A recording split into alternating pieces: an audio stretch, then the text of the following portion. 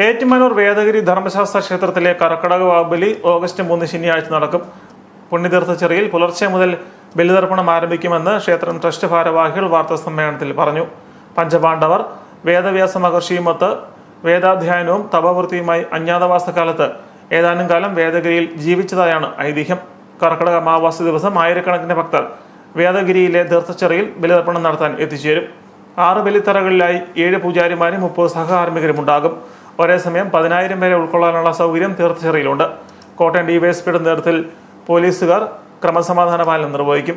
നമ്മുടെ വേദഗിരി ശ്രീ ധർമ്മശാസ്ത്ര ക്ഷേത്രം ഇക്കൊല്ലത്തെ വാവുബലി കർക്കിടക വാവുബലി 2024 ഓഗസ്റ്റ് മാസം 3-ാം തീയതി പുലർച്ചെ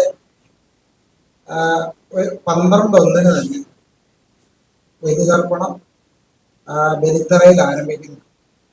അതിനോടനുബന്ധിച്ച് തന്നെ പിതൃക്കൾക്കുള്ള പ്രത്യേക പൂജകൾ, തിലഹവനം, സായുജ്യ പൂജ, നമസ്കാരം, കൂട്ട നമസ്കാരം എന്നിവയും ആ സമയത്ത് തന്നെ ആരംഭിക്കുന്നതാണ്.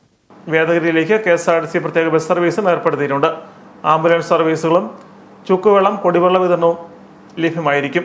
Trustee EK Sanalkumar, secretary KR Rajan, മേൽശാന്തി മോനിഷ് തടത്തിൽ എന്നിവർ വാർത്താ സമ്മേളനത്തിൽ പങ്കെടുത്തു.